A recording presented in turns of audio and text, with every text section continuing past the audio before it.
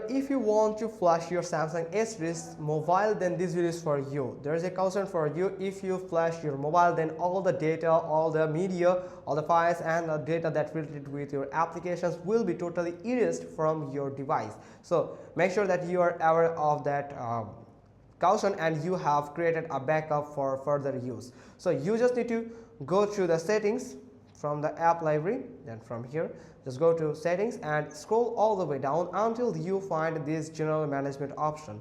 Here it is, tap on it and scroll down and you'll find the reset option. If you tap on it and if you tap on this factor data reset, then you will find some details, some instruction and caution that this data will be erased if you factor data reset your device. Actually, this is the flash process. This is how you can flash your device. If you reset it, it will flash your device. So you can tap on reset, then you can enter the passcode or pattern or the pin code to confirm your identification, and then it may ask for create a backup for your all of your account that you have on this device, all the data, all the files, all the media, all the applications data. You can just store it in the Google Drive or Samsung Cloud. So choose one of them. If I prefer to make a backup before you flash your device, then it will ask you for the confirmation, confirm the factor data reset, then it will simply flash your device and your device will be new as